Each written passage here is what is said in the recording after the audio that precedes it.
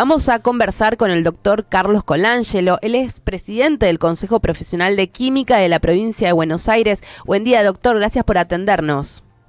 No, por favor, buen día, ¿cómo están? Mucho gusto. Mucho gusto. Bueno, en principio queremos entender qué es exactamente el cesio-137 que desapareció. ¿Para qué se utiliza una fuente así en medicina nuclear?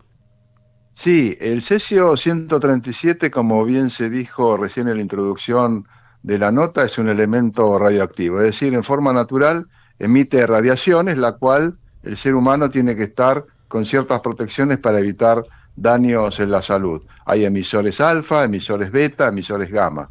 Los emisores alfa son de corto alcance, los beta intermedio, y los gamma, como de esta fuente, son de alto alcance, o sea que tienen que estar debidamente encapsulados, blindados, para evitar un daño por cercanías. Ujú. Entonces, el uso que tiene puede ser fuentes de alta intensidad, que se conoce con el nombre de actividad de esa intensidad, y se utilizan, por ejemplo, para tratamientos tumorales, haciendo, por ejemplo, cobaltoterapia o radioterapia. Entonces, se mantiene o se irradia la superficie con el tumor para, tratar de combatirlo, para eliminarlo por la radiación. En el caso de fuentes de baja actividad, como la que amerita el tema de la nota, Ujú. se utiliza para calibrar equipo. Entonces, muchas veces se utiliza para calibrar, para que después la radiación que reciba un paciente esté acorde a la intensidad o a la actividad que dice la fuente principal. Cuestión de no recibir dosis de más de las recomendadas por el médico. Pero tengo que hacer una salvedad para poner un paño de tranquilidad a la población, porque esta fuente que desapareció no tiene nada que ver con la que había iniciado en su momento, en los años 86 y 87, en Goiânia, en Brasil, porque la actividad de esa fuente era varios millones de veces más activa que esta que estamos hablando ahora. O sea que quiero poner ese paño de tranquilidad haciendo esta referencia. Exactamente, sí, porque ese hecho que menciona fue una cosa que afectó a toda una población, una cosa muy, muy grave, digamos. Y esto, primero, cuando dice que se usa para calibrar, ¿qué sería? Que es, en este caso es un material que está en forma de gel, vamos a decir. ¿Eso se aplica a las máquinas que hacen estudios? En realidad, ese gel está contenido dentro de un recipiente, una estructura metálica. Sí. Cuestión de, porque si, para que nadie lo esté tocando, ni si lo agarro con una pinza o algo, se deforme. Ujú. Entonces, dentro, el gel sería el estado físico que presenta, y está contenido dentro de una estructura metálica que podría ser una bolilla, un cilindro, no sé exactamente esa que desapareció, qué forma geométrica tenía. Entonces, debidamente, con algún instrumento, se transporta hacia el lugar donde yo quiero hacer la calibración del equipo. Y cuando digo calibrar, es decir, bueno, este equipo lo comparo con la fuente esta, para saber que realmente lo que emite esa máquina o ese equipamiento está acorde a lo que dice en su indicación. Entonces necesito un patrón de referencia para saber cuánto es lo que está emitiendo esa máquina o ese instrumental, y que no daña la salud Ujú. por recibir un valor mucho más alto de lo que indica el médico. Entonces Ujú. pongo en una tela de equidad al material que estoy utilizando para hacer el tratamiento. Ujú. Sí, en general, por lo que trascendieron en distintos medios que pudimos ver, está el frasquito, vamos a decir, está metido como en una cápsula de plomo que lo contiene y que es como estaría trasladando, por ejemplo. Y también pensaba, ¿cómo se manipula esto en un laboratorio? También hay que tener, se usa alguna herramienta en particular. Desde la pura curiosidad le consulto, ¿no? Si, no sé, me imagino Sí, guantes o cómo se usa esto. sí, generalmente esto está, debidamente protegido, ese gel, en una estructura metálica, y esa estructura metálica contenido dentro de un sistema de blindaje. Ujú. Cuestión de que uno puede decir, tengo una especie como de recipiente de plomo, y adentro se pone esa bolilla o ese cilindrito, no sé Ujú. la forma geométrica que tenga, y las paredes con un espesor determinado, de ahí en más, el contacto por distancia evita, por más que esté cerca, recibir radiación de cualquier tipo. Entonces yo lo puedo manipular con una pinza para no tocarlo, porque el contacto del operador, si lo agarra con la mano, le puede producir daños por quemadura, entonces lo tiene que agarrar con algún instrumento para pasar inmediatamente desde la apertura del recipiente hacia el instrumento donde tiene que hacer la medición, con una acción rápida y con un elemento que no sea la mano, pinza que le dé una cierta distancia, proceder a manipularlo. Y aparte de eso, el tema es que la Autoridad Regulatoria Nuclear es la que da los permisos individuales específicos. Es decir, hay un operador debidamente autorizado por la autoridad regulatoria que permite utilizar esa fuente radiactiva para este lugar específico. O sea, esa clínica donde desapareció ahí en Rosario, tiene un responsable que cuando uno mira la documentación ve, esta fuente la opera Juan Carlos, por decir un nombre cualquiera, y esa fuente está ubicada en la clínica tal, y hay una correspondencia biunívoca entre ambos, entre el operador y el lugar físico donde se encuentra, y no la puede utilizar Daniel o Claudio porque no está autorizado a hacerlo. O sea, que la responsabilidad es de una persona, o puede haber dos, según el caso, para que manipulen esa fuente. Entonces hay un grado de responsabilidad bastante cierto. Ahora, cuando estas personas dejan la fuente y la guardan debidamente, ¿qué pasa después? Si hubo un acto vandálico y alguien se la llevó porque quería coleccionar objetos radiactivos, vaya a saber qué pasa por el imaginario de cada uno. Eso es un tema que va a quedar en manos de la justicia, pero que la fuente está perdida, evidentemente sí. También a la reflexión de que, bueno, si uno encuentra un objeto extraño más en la ciudad de Rosario, donde aconteció el problema, bueno, evidentemente llamar a las autoridades para que inmediatamente la autoridad llame a la autoridad regulatoria, me refiero a la autoridad de seguridad, ¿no? Y que llame a la autoridad regulatoria y que haga los correspondientes controles a ver si ese es el objeto perdido, porque con tanta promoción de este tema, posiblemente quien la sacó del lugar con distintos propósitos, quizás ya le está quemando, digamos, el tema y se quiere deshacer para evitar algún tipo de problema. Y que sepa quién la robó, que si la está manipulando debidamente o se la dio un chico o algo, bueno, corre el riesgo de tener serias quemaduras en su mano o en el bolsillo donde la guarde, ¿no? Eso también hay que tenerlo en cuenta. Carlos, y por todo lo que usted explica, es compleja la manipulación, es bastante fácil identificar de dónde proviene. Digo, ¿quién podría tener interés en robar algo así? Digo, ¿a dónde podría terminar ¿Para qué? este material robado? Eso es bastante difícil de poder discernir, porque no tiene otro uso que ese. O sea, yo no puedo utilizar, por más que a mí me guste algo, uno dice, bueno, hay que ponerse en la posición del otro, y ponerse en la mente de alguien que está robando algo es bastante difícil desde un principio, y más para esto, porque uno se pregunta, ¿cuál es el sentido del robo? ¿Para qué lo va a utilizar? No tiene ninguna utilidad posterior. O sea, si no se utiliza en eso, no tiene ningún sentido. Incluso el material, así como lo está teniendo, si lo manipula con la mano, como decía recién, o lo tiene arriba de un escritorio y todos los días se está irradiando, lo único que está haciendo es producir un problema a su salud y a la de su familia. Así que otro sentido de utilización no tiene para nada. Claro, comercializado, por ejemplo, no podría ser. No, porque incluso para comercializarlo, y si alguien lo tiene que utilizar, digamos, por un sistema totalmente por derecha y abierto, va a tener que tener un operador, y ese operador le va a decir, esta fuente está declarada ante la Autoridad Regulatoria Nuclear, pues todas las fuentes están declaradas, y la autoridad sabe dónde está cada fuente, y cuando esa fuente la tienen que cambiar, la autoridad se encarga, porque eso ya después pasa a ser un residuo radiactivo, y hay que gestionarlo adecuadamente para evitar el contacto con el medio ambiente. Entonces, de esa forma, ese registro, ante una fuente que no está debidamente acreditada en el sistema, nadie la va a querer tomar porque es una papa caliente.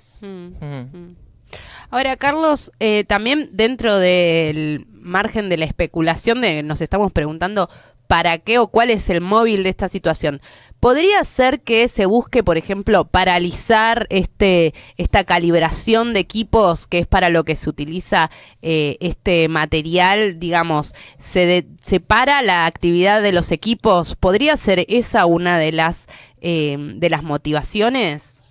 Sí, esa podría ser una, porque quizás hasta una competencia puede verse favorablemente a, beneficiada en ese sentido. Pero esto ya es entrar en una especulación Ujú. demasiado fina y aparte, bueno, yo entiendo que yo si fuera el dueño de la clínica, lo que hago, por supuesto, como ya se habrá hecho, hacer la denuncia de Mm. la pérdida o la sustracción o lo que se llame de la fuente, ya estaría comprando una nueva, la hago poner en el sistema y sigo con mi trabajo calibrando el equipo, porque yo imagino que si la razón de esta fuente era para calibrar equipos solamente y no se tiene otra de reemplazo, evidentemente el servicio se va a ver alterado. Entonces quizá la gente del servicio es la que está más indicada de poder hacer esto, de cuál era el verdadero propósito de esa fuente, para que entonces ponga en conocimiento a la sociedad y qué está pasando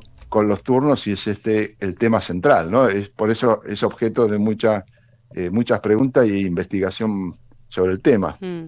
Claro, tal cual, si no es una situación que demuestra demasiada fragilidad. Yo también pensaba, porque uno se pone así en estos misterios, ¿no? Pensaba incluso qué pasa con esta autoridad responsable, este nombre que figura a cargo de la fuente, ¿no? Porque también puede ser un caso incluso hasta para perjudicar a esta persona responsable, a esta autoridad, o incluso si efectivamente la clínica adquiere otra vez la sustancia, si será a nombre del mismo responsable. No sé, se me cruzan muchas elucubraciones, Carlos. Sí, totalmente. Por eso hay que ser muy cuidadoso en ese sentido, también para no dar ningún tipo de pista, Ujú. porque seguramente la policía y otros medios están trabajando sobre esto y tenemos que ser cuidadosos en lo que estamos declarando ante la prensa y al aire para que, bueno, cubrir adecuadamente la investigación. Pero yo creo que se van a encontrar con muchas líneas de trabajo y que deben ser las que están cubriendo en este momento. Mm. Pero bueno, lo más importante de todo es llevar tranquilidad a la población, que no tiene, es una fuente que a pesar de ser radiactiva no tiene la implicancia y el riesgo que llevó la fuente esa que comentaba hace un rato en Ujú. Brasil, porque bueno, la actividad o la potencia, para llamarla de alguna forma, es muchísimo más baja que la de este caso. Mm. Mm. Por otro lado, Carlos, ¿puede ser que convivamos mucho más con materiales radioactivos en nuestra vida cotidiana, en nuestras prácticas médicas habituales, más de lo que pensamos? Porque digo, este caso sale a la luz y uno dice, ah, hay material radioactivo dando vueltas. Y quizás es pura ignorancia y desconocimiento de la población en general. Pero ¿es usual que se utilicen este tipo de materiales? Generalmente, si a uno le van a aplicar material radiactivo para una práctica médica, yo sin ser médico Ujú. y teniendo como ejemplo alguna práctica que he recibido o que ha recibido a los familiares, generalmente te dicen, bueno, vamos a hacer una práctica radiactiva, por ejemplo, cuando uno tiene hipertiroidismo, Ujú. le dan yodo radiactivo porque el yodo se fija en la tiroides y el yodo radiactivo lo que hace es disminuir la actividad de esa glándula y la persona pasa del hiper al hipotiroidismo. Pero el paciente es comunicado fehacientemente que va a recibir un material radiactivo, tiene que hacer una serie de prácticas, que es dormir solo una serie de días, tratar de utilizar otro baño diferente al resto de la familia, utilizar cubiertos y platos diferentes para que nadie se contamine del paciente primario que está recibiendo el tratamiento. Otro paciente puede recibir cobaltoterapia, radioterapia, y le van a anunciar que va a recibir ese nivel, un tratamiento de ese tipo, Ujú. o le van a poner debajo un tejido, una, una pepita metálica del tamaño de un arroz con una fuente radiactiva para hacer lo que se llama la braquiterapia, o sea, la aplicación de una fuente radiactiva intracavitaria en una cavidad para un tratamiento de un cáncer determinado. Entonces, siempre con estos ejemplos quiero poner a la luz que quien recibe radiación por una práctica médica siempre recibe la información. No le van a hacer algo a escondida y siempre va a recibir la información correspondiente. Entonces, estamos siempre comunicados por el personal de salud de qué nos van a hacer sobre nuestros cuerpos cuando estamos recibiendo una práctica con material radiactivo. Eso es lo que puedo decir desde la óptica de la química y sin entrar en profundidad en temas que son netamente del área de las ciencias de la salud, Claro, ¿no? Que no me sí. quiero meter porque no es mi incumbencia, ¿no? No, tal cual, pero sí en términos de cómo se maneja un químico, digamos, porque también pensaba, hay maneras, hay efectos que note una persona de que esté en contacto con este químico. Digo, esto que vos decías, si por ahí lo manipula de manera directa, se va a quemar la piel. Si Sí, el o sea, coso sí, no está, sí. si no está la cápsula esta de plomo cortándole los rayos radioactivos, digamos, si eso no está guardado Sí. ahí, también genera, por ejemplo, un efecto. Alguien que no tenga idea notaría que está recibiendo actividad radioactiva, digamos, por decirlo así. Lo que pasa es que, por ejemplo, si no, la quemadura, yo entiendo que es una de las más inmediatas Ujú, y que si, bueno, está manipulando a mano desnuda el cuerpo, bueno, a corto plazo se va a dar cuenta de que ujú, algo le está irritando la piel y se va a dar cuenta enseguida. Si tiene la precaución de utilizar pinzas y está ya a una más cierta distancia sin estar en contacto con el cuerpo, digamos, en contacto íntimo, puede después, con el largo del tiempo, bueno, tener algún tipo de efecto, a lo que ya le denominan efectos estocásticos, que están relacionados con la producción de cáncer o a largo plazo, pero esto ya es un tema que va a depender también de factores personales, de otros factores ambientales que mm. coadyuven a esto y es ya mucho más complejo de definir y de darse cuenta en forma inmediata y si está relacionado con esa fuente que pueda tener él o las personas que robaron la fuente como para llevarlo al grado actual de la temática que estamos desarrollando. Ujú, ujú. Perfecto, Carlos, muchísimas gracias por la información, por la explicación, sobre todo porque esto realmente nos supera muchísimo. Y pensaba la última, pero más a modo personal, Sí, cuando surgió esta noticia, cuando la leíste en algún portal o te dijeron, ¿qué fue lo primero que pensaste como químico? y lo primero que pensé es el daño que esto puede producir y más aún la preocupación que puede producir en la gente, porque bueno, la Mm, gente siempre que hablan de un tema, siempre viene a su mente lo más sensacionalista ujú, del caso. Entonces la gente dice cesio radiactivo, fuente radiactiva, emiten a un determinado hecho histórico que todavía perdura en la mente colectiva, que es el caso de Goiânia. Entonces a mí me vino ujú, primero eso y después reflexionando sobre las potencias y las actividades de la fuente, que después uno lleva a tranquilidad. Pero si uno no está en el tema, mm. ya hay factores que desconoce y lo sigue asimilando siempre a una situación de máxima, de máxima potencialidad y de daño. Siempre uno termina radicando el problema en ese sentido, ¿no? Tal cual. Es así como vos lo explicás. Con información uno se calma, ¿viste? Sí, yo Totalmente. pensaba así. Yo escucho radiación y pienso Marie Curie, más o menos. Es como... Claro, bueno, ella fue la iniciadora, Exacto. descubre el polonio, que le pone ese nombre en honor a su país, y es una persona que tiene después un gran problema de salud, porque bueno, fallece en realidad Ujú. a consecuencia de la exposición por su trabajo apasionado sobre la radioactividad. Tal cual. Entregó su vida, Carlos. Exactamente. Bueno, muchísimas gracias por la posibilidad de comprender más a fondo todo, también lo que rodea a esta noticia. Nos quedamos tranquilos, esperemos que aparezca, que avance la investigación y que esto no vuelva a suceder, porque realmente que te da un poquito de temor, ¿no? Sí, yo creo que todo esto sirve para, bueno, que estén alerta a todos los mecanismos preventivos para evitar daños en la salud y bueno, protegernos entre todos. Y si la gente sabe de algo del origen, donde puede estar la fuente, bueno, están las puertas abiertas, está el periodismo para recibir la llamada, las fuerzas de seguridad o la autoridad regulatoria nuclear para que tomen acciones inmediatas y que nos hagan conocer a la sociedad los resultados inmediatos de la investigación para quedarnos absolutamente tranquilos, ¿no? Exactamente. Por nada en nada lo toquen, ¿eh? Exactamente. Gracias, Bueno, Carlos. agradecido entonces. Un abrazo. Que tengan buen día. Igualmente. Igualmente para vos. Carlos Colangelo, presidente del Consejo Profesional de Química de la provincia de Buenos Aires, explicándonos, ayudándonos a comprender mejor qué significa esta cápsula radioactiva que fue sustraída de una clínica de Rosario.